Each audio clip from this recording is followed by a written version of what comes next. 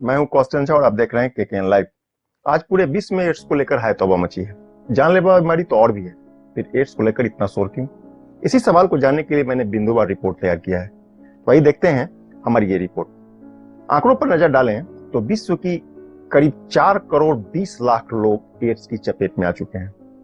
इसमें बच्चों की संख्या करीब 3,20,000 और महिलाओं की संख्या 1 करोड़ 90 लाख है। रिपोर्ट की माने तो विश्व में 1 करोड़ 31 लाख लोगों की अब तक एड्स से मौत हो चुकी है। मरने वालों में तकरीबन 61 लाख महिलाएं हैं और 6 लाख बच्चे शामिल हैं। विश्व में करीब 5 लाख लोग प्रति वर्ष एचआईवी से संक्रमित हो रहे हैं। इसमें 2 लाख से अधिक महिलाएं शामिल हैं। आंकड़ा वास्तव में बहुत चौंकाने वाला है। WHO की रिपोर्ट के मुताबिक भारत में इस वक्त तकरीबन 7 लाख लोग एड्स की चपेट में हैं।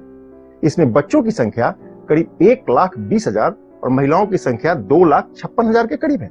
कहते हैं कि मात्र 5 दशक के कम अंतराल में ही जिस विषाणु ने इतना भयावह रूप धारण कर लिया है, क्या इसके बारे में चर्चा करना या जानकारी प्राप्त करना कोई गुनाह है?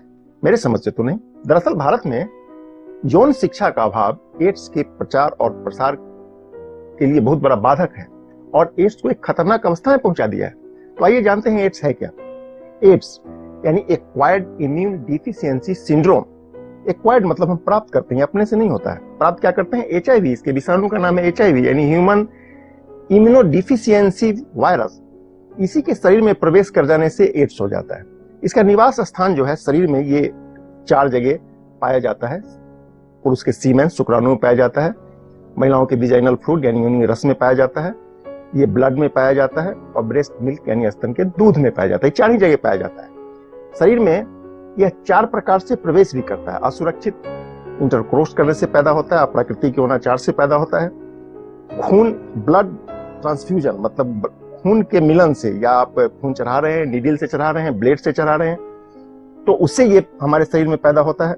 इसके अतिरिक्त गोदना से, संक्रमित मां के गर्भ से या संक्रमित मां के स्तनपान से ये आपके शरीर में प्रवेश कर सकता है। लेकिन एक चीज हमेशा ध्यान रखना है कि किसी भी हाल में अगर आप सेफ इंटरकोर्स कर रहे हैं, चुम्बन कर रहे हैं, अंतः वस्त्रों का प्रयोग कर रहे हैं, हाथ मिला रहे हैं, तौलिया या रुमाल का इस्तेमाल कर रहे हैं, एक साथ खाना खा रहे हैं, सो रहे हैं या एक ही शौचालय में उसका इस्तेमाल कर रहे हैं, तो इससे एड्स नहीं होता है। कहते हैं कि छूने से, साथ में रहने से, काम करने से कभी एड्स नहीं होता है। हमेशा ध्यान रखना चाहिए कि छूने से प्यार फैलता है, एड्स नहीं।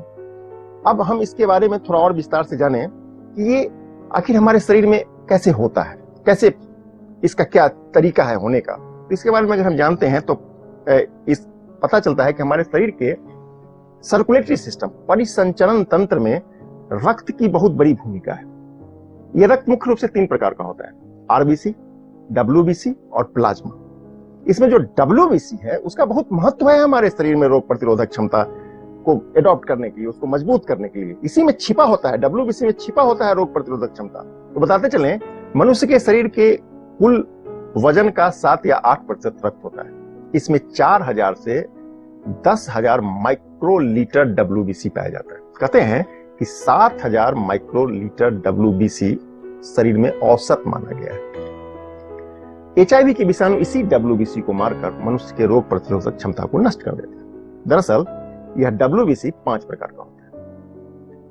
न्यूट्रोफिल, यह बैक्टीरिया के विरुद्ध लड़ने का काम करता है। दूसरा है स्नोफिल, यह हमारे नर्वस सिस्टम, तंत्रिका तंत्र को मजबूती के लिए काम करता है। तीसरा बेसोफिल, यह शरीर की तंत्रों में सामंजस्य स्थापित करने का काम करता है। और चौथा लिम्फोसाइट, यह रोग निरोधक कोशिकाओं का निर्माण करता है, उसका रक्षण करता है।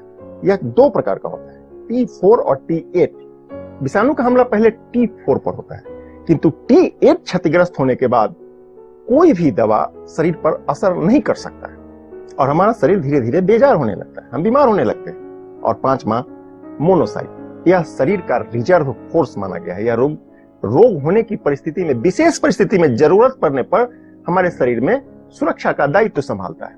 दरअसल एचआईवी के विषाणु हमारे शरीर में प्रवेश करते ही सबसे पहले इसी रोग निरोधक क्षमता को नष्ट कर देता है।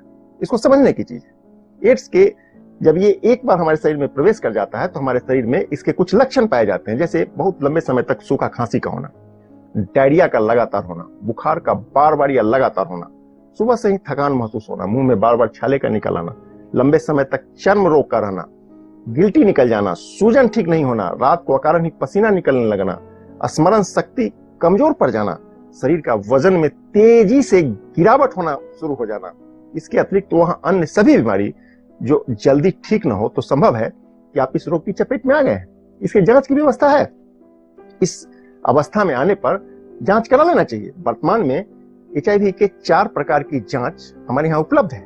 इसमें एलिसा, स्पॉट, PCR और वेस्टर्न ब्लड टेस्ट प्रमुख है। लेकिन इसके कुछ पीरियड होते हैं, उस पीरियड के अंदर जांच करवाना पड़ता है। इसके पीरियड क्या है तो आइए देखते हैं। जांच करते समय हमेशा ध्यान रखना चाहिए कि HIV की विषाणु आरंभ में पकड़ में नहीं आता है।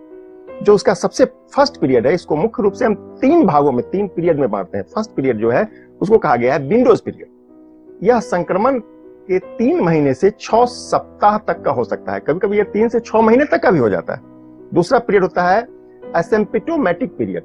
यह अवस्था 6 महीने से लेकर 12 वर्ष तक का हो सकता है। इस अवस्था में जांच होने पर स्थिति स्पष्ट हो जाती है। और तीसरा पीरियड होता है सिम्प्टोमेटिक पीरियड।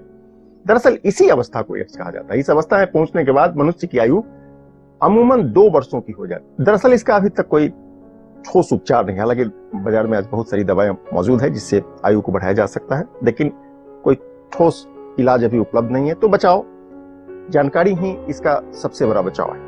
हमें इसकी जानकारी रखनी चाहिए। इस पर 3 विशेषज्ञों ने कुछ सूत्र तैयार कर लिए हैं जिसके बारे में है ABC। बहुत सिंपल सी बात है। ABC, A फॉर एब्स्टेंट यानी संयम बरते, B for be faithful for each other, एक दूसरे पर भरोसा रखें, और C का मतलब होता है C फॉर कंडोम, प्रोवाइड, यदि व्यवस्था हो ही जाए तो निरोध का प्रयोग करें। कहता है कि एड्स की अभी तक कोई भी कारगर दवा नहीं है, लिहाजा जानकारी ही बचाव है। तो हम फिर मिलेंगे इसी तरह के अगले विषय के साथ इसी चैनल पर। तब तक के लिए धन्यवाद।